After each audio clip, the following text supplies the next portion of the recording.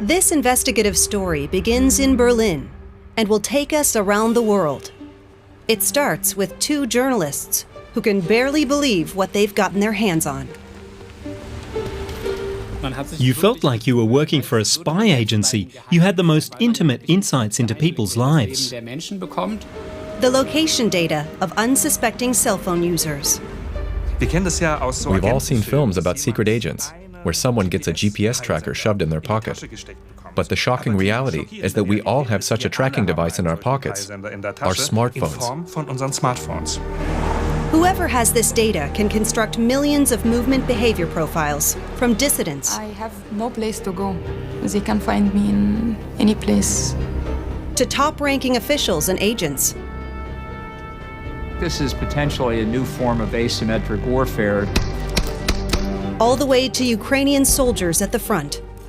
Yes. That was our evacuation point, here in the field.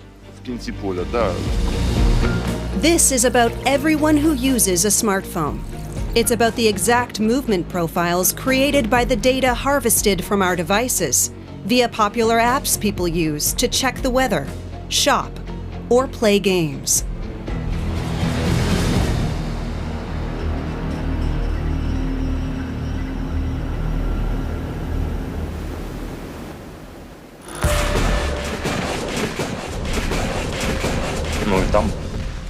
It was really hard. There was an especially awful moment when I was truly scared that we'd be completely encircled and not be able to get out anymore.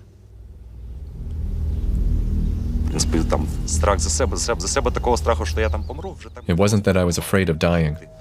It was the prospect of being taken prisoner.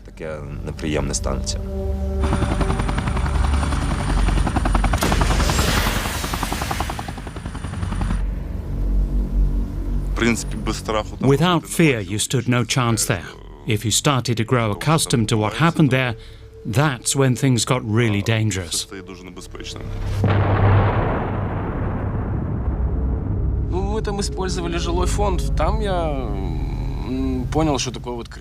in the midst of fighting house to house, I learned what war really means.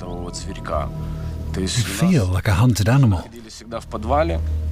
For days, I lived on a heap of garbage, down in a cellar. It was the only safe place.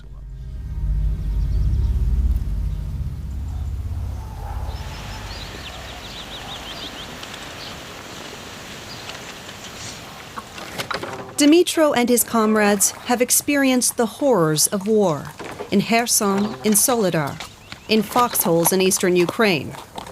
At the front, their smartphones were the only connection to their normal lives and their families back home. Sure, it lets you stay in contact with your loved ones. War is always a competition of wills, and in this respect, what you need above all is to strengthen the morale of the soldiers, their willingness to fight. And I must say, cell phones are possibly one of the most important elements in the war in Ukraine to strengthen the troops' morale, to help them retain a connection with home, with their families, with their former civilian lives. So it would be very tough to do away with mobiles entirely. But how dangerous are they? What happens when the location data of soldiers like Dmytro can be easily bought on the internet? In late 2023, journalists Ingo Dachwitz and Sebastian Meinek received a huge data set. It was a free sample from a broker in Florida. It's hard to comprehend the magnitude. His computer crashed when he first tried to open the dataset. That's how large it was. Each line in this table contains a location with its latitude and longitude. We had 3.6 billion locations, so you could zoom into almost any corner of the country and find phone location data there. After converting the data into a map, the scale of the tracking became clear. And the data were so exact that you could see not just that someone was in the building, but which corner of the room the cell phone was in. This location data came from millions of people who had no clue to the extent they were being tracked via their phones. The journalists receive data sets from other brokers too, with over 10 billion location points. At first glance, the data looks to be anonymous. Instead of names, they contain IDs. We learned very quickly that this data is anything but anonymous. It starts with two locations, the home and workplace. These two criteria alone identify us. For example, could we uncover the identity behind this ID, 86A5059B? This person spent their nights here, so it's likely their home. These are clearly accumulated location data, like confetti on a map. A phone was traced to that building again and again. During the daytime, this individual spends several hours at a school. These pieces of information alone led us to her, Emma, alias 86A5059B. Emma is 18. Until recently, she rode the bus to school every morning. What she didn't know, all of her movements were being tracked.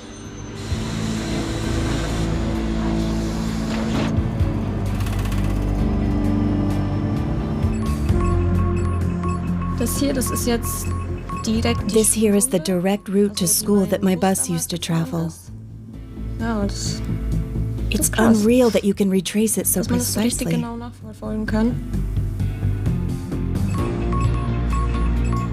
The data show Emma's route to school, her whole daily routine.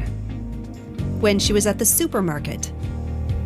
Yes, we drive there regularly to go shopping, usually at Lidl, as you can see. And where she met up with friends. Oh, that's the McDonald's. I was there a couple of times. You can see that from the parking lot, too. It's pretty unreal how many points there are, at how many moments data was actually taken, and that they have all of that just from me, an ordinary person. Emma has lots of apps on her smartphone, and many of them collect location data. During installation, anyone who agrees to the use of location data can wind up in the data sets of brokers like the one from Florida, like Emma has. We can trace the exact route Emma takes when she goes for a walk with her dog. I usually take the same route because it's relatively close. Then I'm right on a country lane. At the start, there are a couple of houses, but if you keep going, there are only fields and trees. So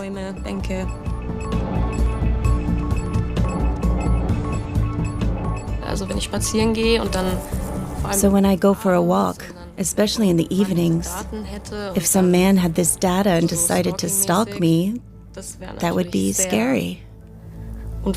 You never know how far things will go. It was clear from the start that what we have here is not just a data privacy issue, it's also a serious security issue. This data can be misused in a variety of ways.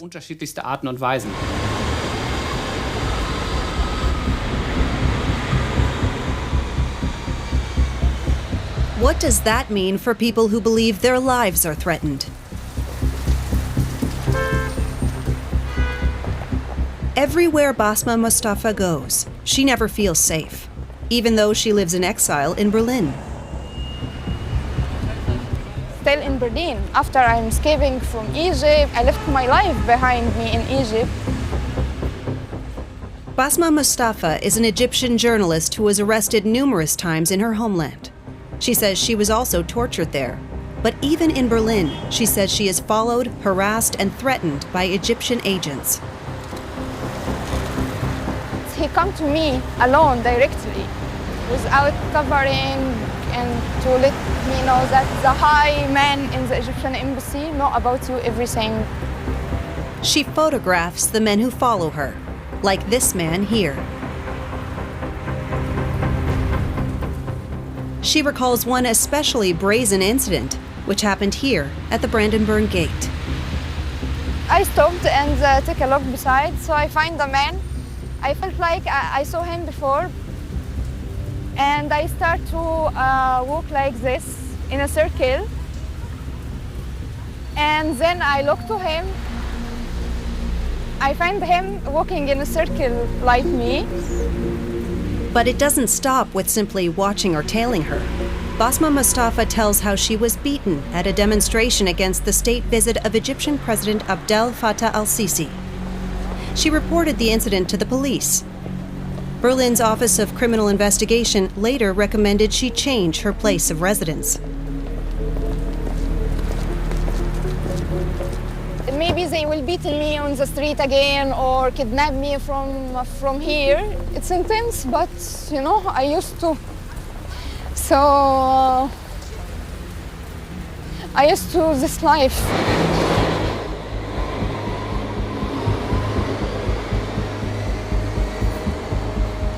And I'm still wondering really how they know about my location, about the street, about where I am.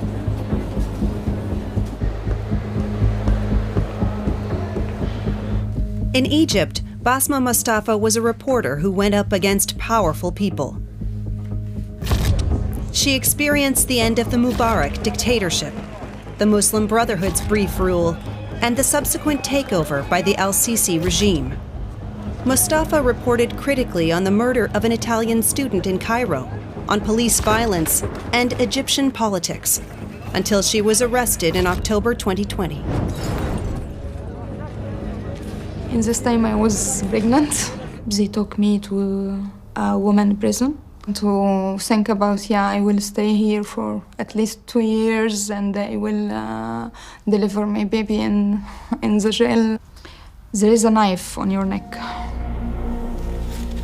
Mustafa and her family managed to flee to Berlin via Lebanon and Kenya.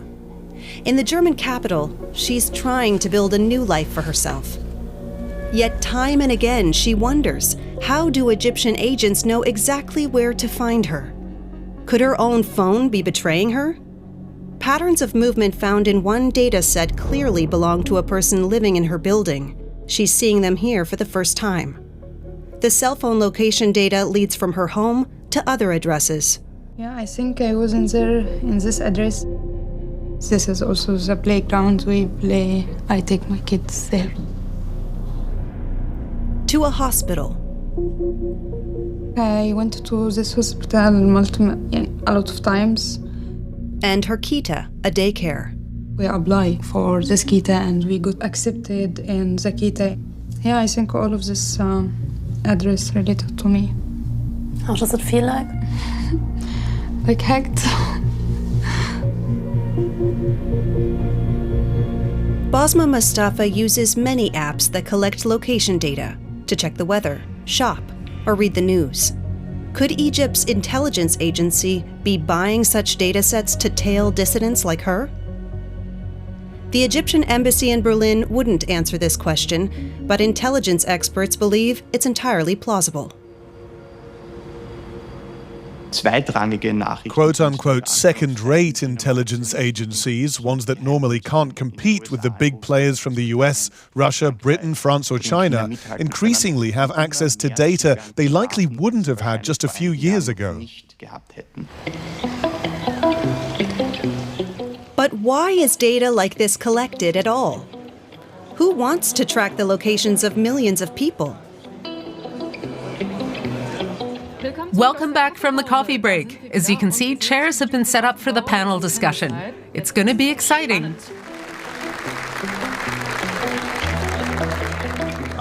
It all has to do with movement data. It helps us understand who came into contact with our advertising, and we can use it to see who visited us personally. Basically the ones that saw the ad and then actually came into the store afterwards.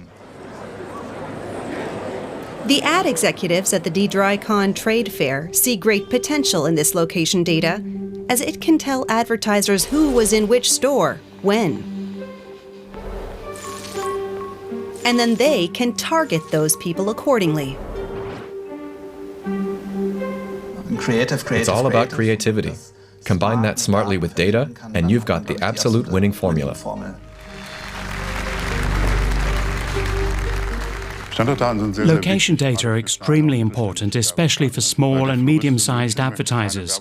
A florist in Munich wouldn't want to place ads for consumers who live in Hamburg or Berlin. Location data make it possible for even small businesses to advertise their wares on bigger platforms. The German Association for the Digital Economy says only imprecise data is used, not exact locations accurate to the meter. That's not actually used in the ad industry, as advertisers don't just aim to reach one person that lives somewhere. They want to reach groups of people. However, a glimpse at the websites of online ad agencies shows that they openly admit to knowing precisely where millions of people live, work, and spend their free time. And that anyone who wants to can get their hands on this data quite easily, as it's traded freely online. We didn't acquire the data we received through secret channels or by offering heaps of money for it. Rather, these are sample data sets that we got simply by asking for them after exchanging a couple of emails. It all took place via a company called DataRaid that has its headquarters in this Berlin high-rise. Trading location data without users' consent is forbidden in Germany, but acting as an agent for foreign data brokers is permitted. And that's precisely what DataRaid does. It's how the journalists used its platform to contact several data brokers. I really must say, data brokers practically throw these data sets at potential buyers.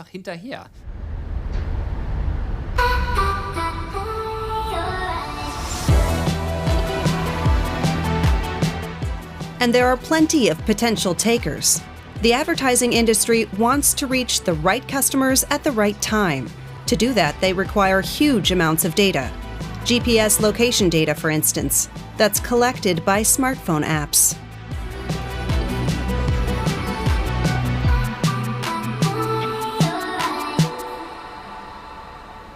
This data shifted the entire model. It was no longer about the publication they were going to be reading or what have you. The promise of this data was that, well, you don't have to worry about that. You're going to reach whoever you want to reach, whoever's interested in what you have, at the right moment, in the right place, at the right time.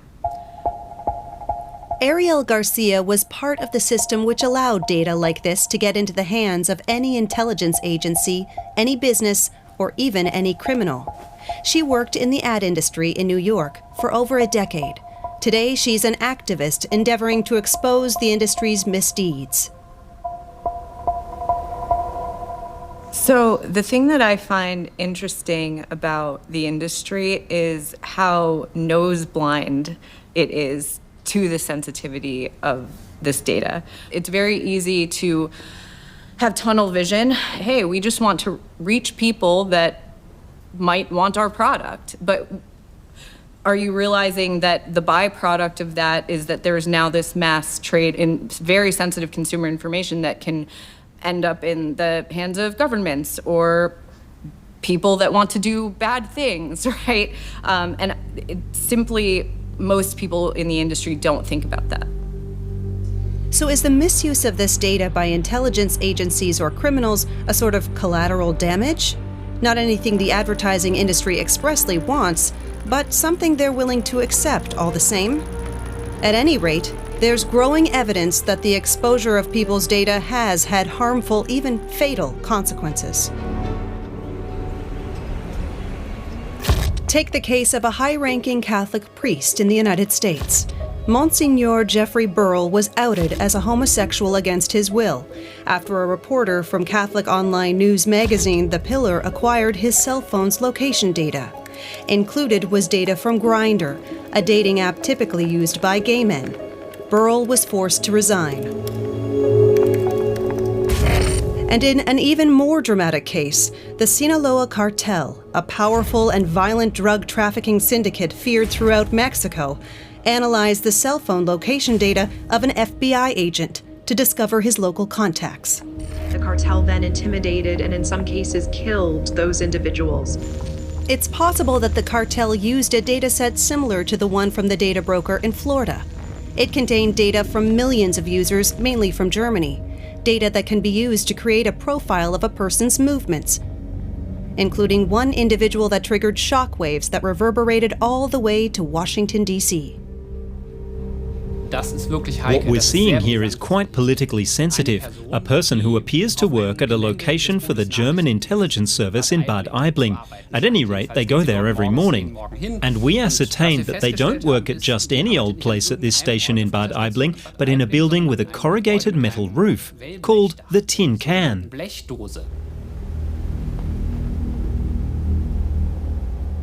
The building is well known as it's where the NSA works together with Germany's intelligence service, the BND, and it's precisely this building that the person went to. Were they an employee of the U.S. National Security Agency? Or a secret agent? The location data allowed their movements to be traced precisely. There were visits to a gym, a beer garden, and a supermarket, but also trips to U.S. military facilities in Germany, plus a flight to the Netherlands to visit the U.S. Embassy there.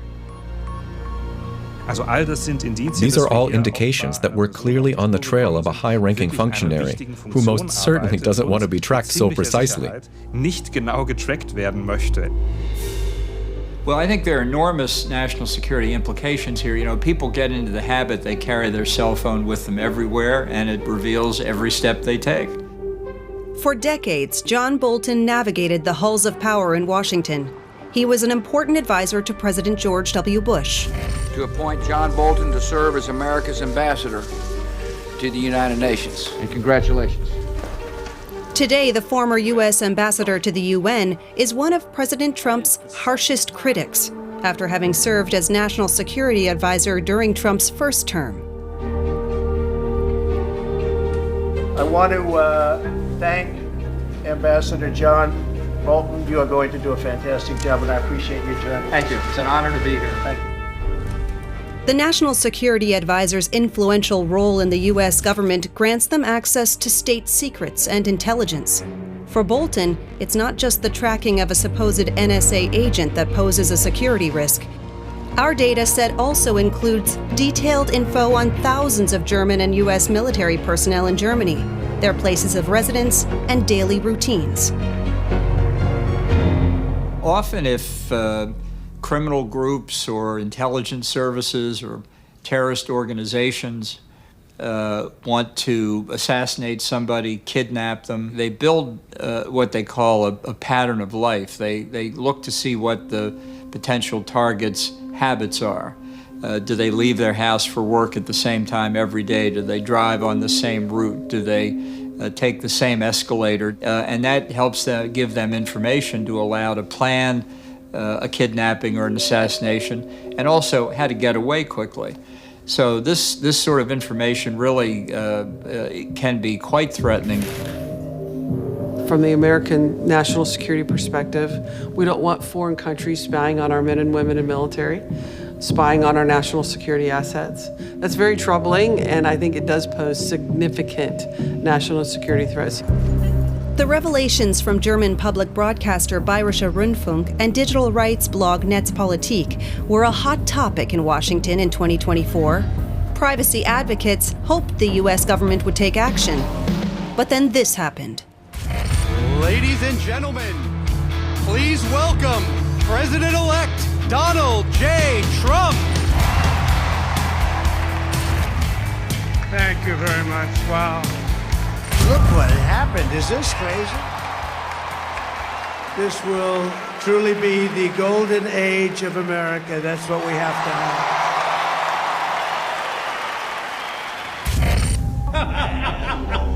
Instead of tightening regulations on data trading, the new Trump administration, with the help of Elon Musk, threw the entire concept of data protection out the window. They are handing over our data and private information to people who should not have access to it. I don't feel the Trump administration is focused on this issue at all. I don't think the Trump administration is focused on protecting the American people, and so I don't feel like they're standing up for this in any way. I think in America generally there's less concern about threats to privacy from personal data breaches than there is in Europe. At the moment, I don't see any significant interest, for example, in Congress in the problem or in legislation to fix the problem. That may change, but right now the focus is elsewhere. Many data brokers are based in the US, and it doesn't appear that any real effort is being made to regulate their activities there. What about in Germany? At least it seems there's an attempt to exert stricter controls over certain apps. And that has a lot to do with the data set the two Netzpolitik journalists received from the US broker. Even they were shocked by the results of their analysis. I myself popped up in this data set. We found data from me, my location data. That means one of the apps on my phone must have revealed my location, and ultimately it wound up with this data broker. Fairly quickly, we suspected one app that kept turning up again and again during the course of our research, my weather app, Wetter Online. It was the only app for which Ingo Dachwitz had activated location data, though it was just one of tens of thousands of apps in the dataset from the Florida-based broker. Others included the German classified ads app Kleinanzeigen and its French equivalent Le Bon Coin, flight tracking app Flight Radar 24, plus countless gaming and dating apps. Yet there were major differences. Some apps only capture very general location data, like the city district. Other locations are so precise they can be attributed to the exact area within a building. Some apps share data with just a few advertising partners, while others exchange them with a myriad of companies worldwide. Wetter Online stands out. The app now shares user data with more than 800 companies, precisely showing where people live, work, and spend their free time.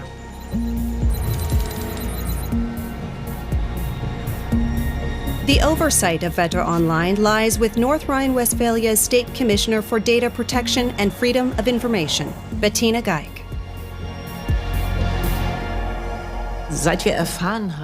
When we learned that location data attributed to Wetter Online was being traded by data brokers, we were naturally alarmed. In the spring of 2025, state authorities decided to take action and turned up at the offices of Wetter Online unannounced. We sent a team of 4 people there. The company had claimed that it didn't pass on exact location data. They had informed us that these location data were used solely for their own purposes, namely to deliver their weather services. While there, the government investigators gained access to Wetter Online's computer system. They spent hours searching for suspicious data flows and found exactly what they were looking for. In the systems, we actually found a pipeline via which location data were exchanged with Amazon.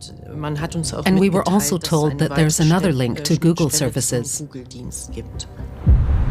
When asked, Amazon denied sharing sensitive location data with others. Google didn't respond. And the authorities can't say for sure if pipelines to other companies existed as well. And Wetter Online? The company now claims to collect no location data for advertising purposes, and it says it stopped the flow of data. Still, precise location data from Wetter Online has already made its way into the global data trade, including our data broker in Florida. Yes, this data must come from somewhere if it's being traded. Basically, I see a big problem with data being able to be traded so easily. That location data becomes something to be sold and aren't just used to offer a service. So, the operators of the apps aren't the only ones who have smartphone users' location data. It's passed on to companies for targeted marketing purposes. And many of these companies are intertwined with other companies, forming a network that creates an entirely new market.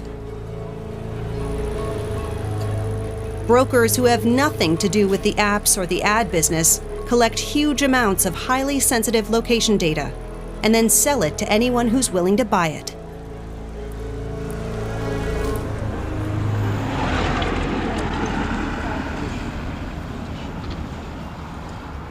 At Dmitro's farm in Kontseba, north of Odessa, he and Sviat recall how important their smartphones were to them at the front. Their phones were their sole connection to their loved ones. I tried to send a message to my mother, my father and my niece every morning. I can show you the photos. Most of these men are no longer alive.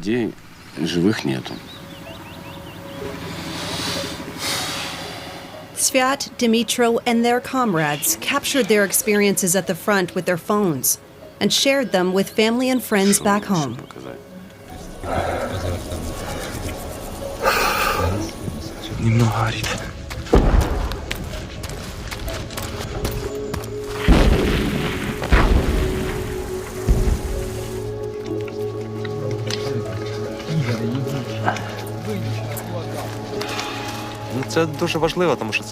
Your cell phone is very important because it provides moral support. You can feel the love of those back home, your spouse. It reminds you of what you're fighting for at the front. But could the phones that act as soldiers' moral support also betray them? In the summer of 2023, I was with my team at a brigade command post in the Zaporizhia region and spoke with the entire brigade staff there. I can remember the soldiers going in and out of all the discussions. They were all on their cell phones and all forwarding any old messages. Even at the time, I asked myself why these cell phones were being used everywhere, so close to the front. And what actually happened is that a few days later, a Russian ballistic missile slammed into the command post there. Were the Russians able to identify their target with the help of location data coming from Ukrainian cell phones? What can be done to prevent Vladimir Putin's military intelligence from buying data sets that show Ukrainian troops' movement profiles? This branch of the ad industry is a complete mess. There's no overview on which companies are getting in on this. That's because they're constantly changing their names or merging with others. And no one can tell me that the data protection authorities have any kind of meaningful access to them.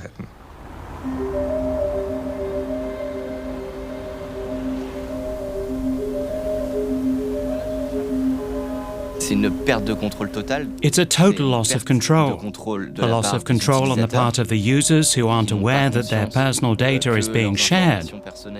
It's a loss of control on the part of public, government authorities. And it's even a loss of control on the part of this industry. Martin Untersinger is an investigative journalist at French newspaper Le Monde. Together with digital rights organization Netzpolitik and Bavarian public broadcaster Bayerischer Rundfunk, he analyzed the location data from French apps in the dataset. What we discovered was that the mobile phone advertising ecosystem facilitated the mass collection and exploitation of data. There's an app in France that shares huge amounts of ad data. The app Le Bon Coin, installed by millions of French people. We also had a lot of gaming apps and one translation app.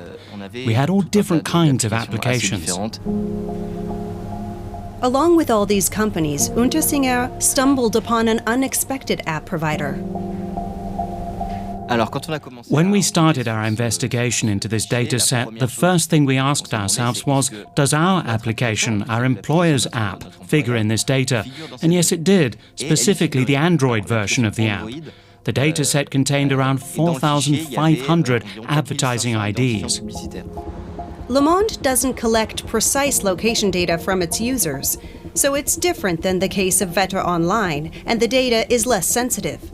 For Martin Untersinger, it was both a disturbing find and a stroke of luck, because if his own app appeared in the dataset, he and his team should be able to find out how the data got there in the first place. Or so he thought. Neither our technical teams, nor our marketing teams, nor our legal team had any idea how this data ended up in that database. We'd like to have gotten to the bottom of it, but that proved impossible. It's annoying, but it's also a perfect illustration of how this industry is impossible to decode or decipher. And the actors are so numerous, so sheltered and constantly changing. I have absolutely no idea what could be done about it. I get the impression that the situation is unsolvable.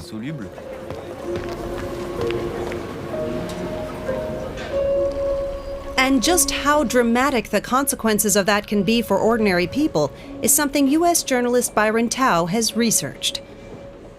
Well connected in Washington's political circles, he's written a book about the risks of openly available data. During his research, he discovered one particularly chilling example, the Locate X software offered by company Babel Street. I observed a demo from a company called Atlas Privacy, and they had purchased data from Babel Street. Babel Street gets location information drawn from common apps on cell phones, and Atlas did a pretty eye-opening demonstration of the consequences of that data being available for sale. Tao recognized right away that this kind of data can pose a real threat to millions of Americans, or more precisely, millions of American women. That's because Babel Street's Locate X software makes it possible to track which cell phone users visit abortion clinics. And we watched a phone drive across the state line from a state where the procedure is completely outlawed. And so that certainly looked like the pattern of somebody, at the very least, seeking out a medical opinion on abortion. Babel Street, whose software is already being used by U.S. authorities for law enforcement purposes, declined to comment. After the U.S. Supreme Court decision overturned Roe v. Wade, which had prevented abortion bans, many states have now banned the procedure outright. Doctors and pregnant women in many red states now face harsh penalties for terminating pregnancies, like in Texas. Abortion access care in Texas is terrible. The Republican-led legislature have virtually shut down access for women to have freedom of reproductive care and abortion access in the state. And so women are forced to leave. OB-GYNs are leaving, providers are leaving, clinics are closing. Women are not getting access to critical care that they need.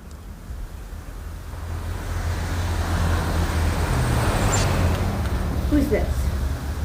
Who's that? Who's that? Mommy. Mommy. And who's with Mommy? Henry. Henry, that's right. Today, Henry is 2 years old and alive. He only barely avoided a darker fate. When Lauren Miller was pregnant and went for her first checkup, a surprise turned up on the ultrasound. And she comes in to give the results, and she was like, yes, so you do have this severe form of morning sickness called hyperemesis gravidarum. And that's more common when you have multiples. And then she just paused, and my husband and I, our jaws dropped, and she goes, because you're having twins. But the couple's joy was short-lived. Just a few weeks later, it became clear only one of the fetuses was viable.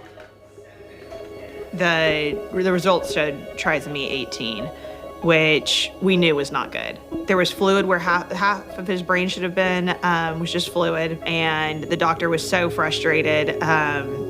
He finally just took off his gloves, threw them at the trash, and said, this baby's not going to make it to birth. You need to leave the state. Her doctors told her that the only chance to save her healthy baby was to have a selective reduction, to abort Henry's unviable twin. But Lauren Miller lives in Dallas, in the deeply conservative state of Texas.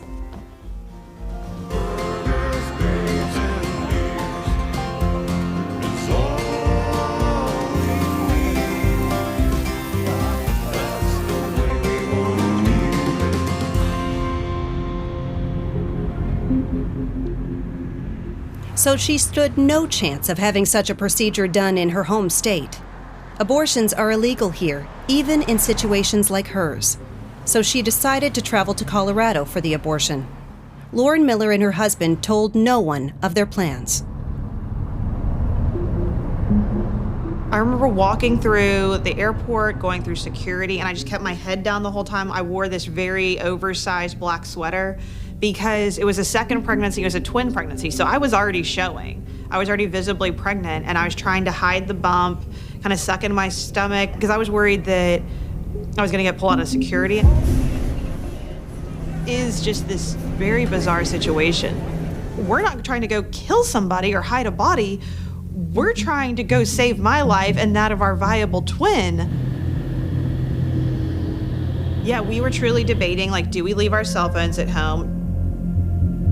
As the case with Babel Street shows, in the US, women in her situation have good reason to be mistrustful of their smartphones, especially when, like Lauren Miller, they use apps that collect location data. I have a variety of apps on my phone. There's a lot of travel stuff and a lot of shopping. Location services, 29 while using. So it's likely her data is available in a dataset somewhere. And it's likely that the authorities, as well as radical anti-abortion activists, could track her journey to the abortion clinic in Colorado. Lauren Miller has decided to speak openly about her case, but many women in her situation don't want anyone to learn they've had an abortion. And so that's where this could be so dangerous. It's such a nebulous concept of somebody's got my data. It just, what is that? Who cares? But if you start understanding what that means and how that can be dangerous for you, especially in the context of laws used to persecute you, then that does become a concern. And that's where that should be regulated. We shouldn't be able to just track anybody because that's a safety concern. It's horrifying. You know, it's such an invasion of personal privacy, especially if state governments and law enforcement choose to spy on their own citizens. When we have this kind of personal data available in such a detailed way, in such an unregulated way, it really exposes people for retribution, for retaliation, for punitive acts, and it's unacceptable in the United States of America.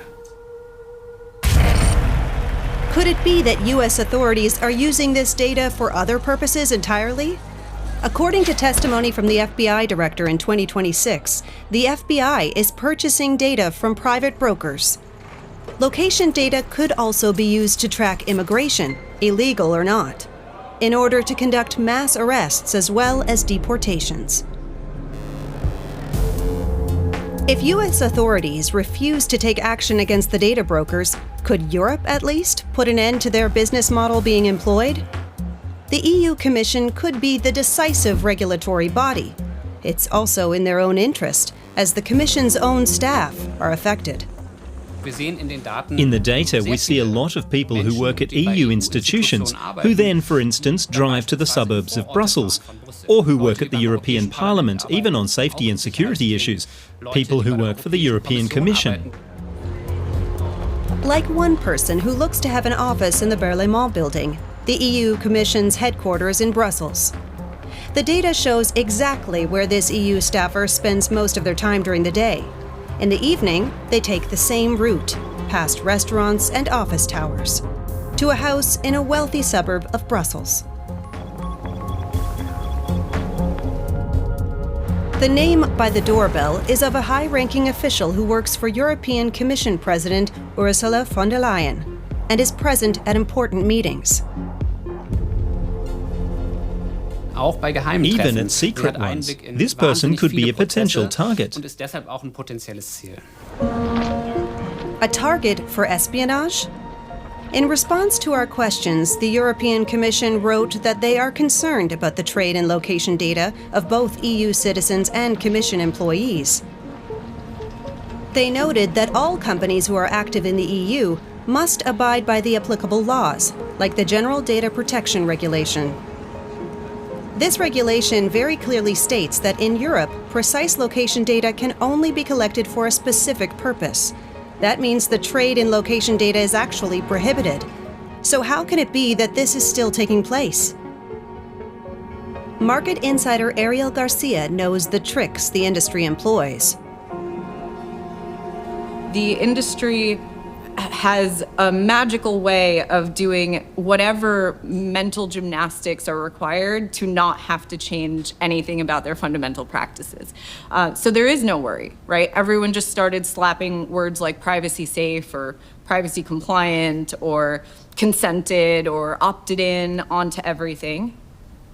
and everyone just kind of persisted doing what they were doing before. This total failure of government regarding data protection endangers us all and must end by enacting sweeping legislation. The simplest and most far-reaching step would be to say that the online advertising ecosystem is so broken that we're banning targeted advertising. No firm should be allowed to collect people's complete movement data and create personality profiles just to place ads. After everything he's seen, Ingo Dochwitz has a very clear opinion on the matter, and it's one that is shared by an increasing number of experts. Is a ban on personalized advertising the only way? When asked, the European Commission wouldn't comment on the issue, referring instead to the prevailing laws.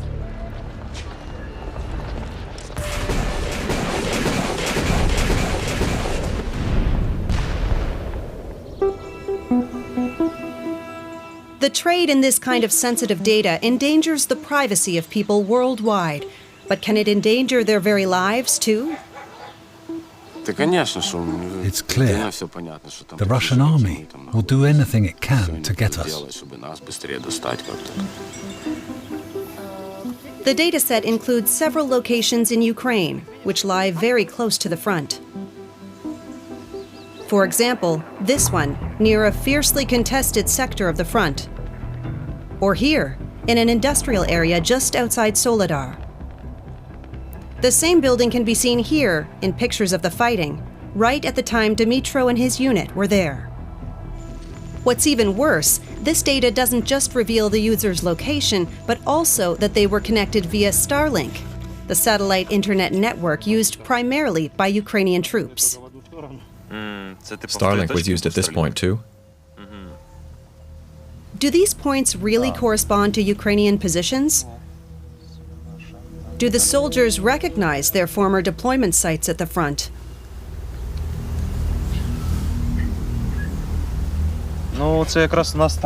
Right here by this red dot, that was our headquarters. And it was where all the soldiers had to pass through, who came in or out of Soledar.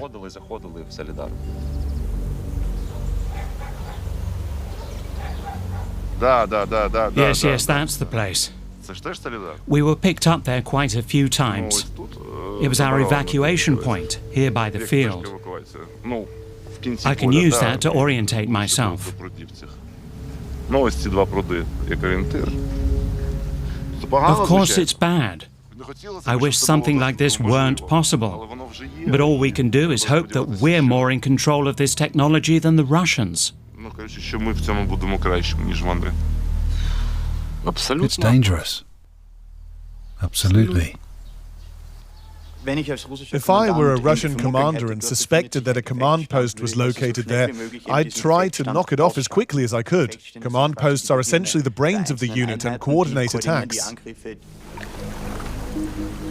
And not just at the front. The Russian army could also use such data to suss out command centers, weapons caches, transport routes, and troop rotations. When are troops rotated? That's actually always the point in time when the front line is the most vulnerable.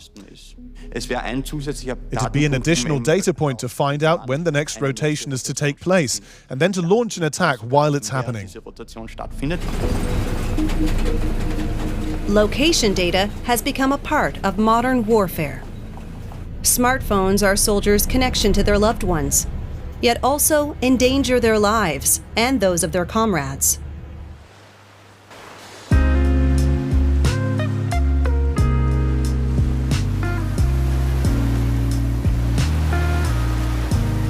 But who profits from the trade in such data? And where are these brokers located? They're far away from those dying on the front lines in Ukraine.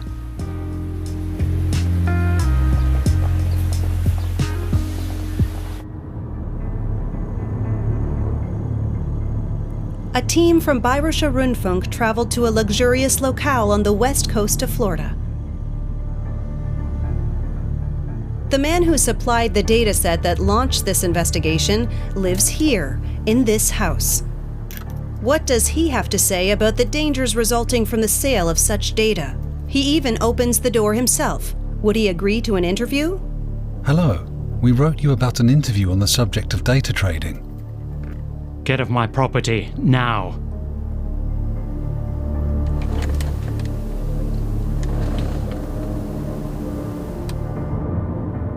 Not long afterwards, the data broker's lawyer contacted us and denied all the allegations. He said that the data was anonymous and acquired with the user's consent, and that he'd never knowingly passed it on to governments or intelligence agencies. And what does Berlin-based company DataRate have to say? It was via its platform that the dataset from the Florida broker reached Netzpolitik's journalists. The firm functions as a go-between, bringing buyers and sellers of data together. DataRate also declined to be interviewed. In a written statement, the firm asserts that it's only a marketplace for data brokers and doesn't offer any data itself. It says it strongly condemns any form of illegal data trading. So data trading continues to flourish. Numerous data brokers, like the man from Florida, are still active on DataRate's platform, and DataRate is just one of many such marketplaces that operate worldwide. It's a very difficult market to regulate, and given how lucrative it is. Every user could simply switch off the sharing of location data, though that would mean many apps would no longer function properly. So you really don't have a choice. A smartphone's like a boat with hundreds of holes in it, with data leaking out all over. For dissidents like Basma Mustafa, for soldiers like Dimitro and Svat, and potentially for all smartphone users, that means anyone who wants to can spy on you, track where you go and what you do. Is it worth it? The answer is no. The answer is no for people. The answer is no for society. The answer is no for democracy.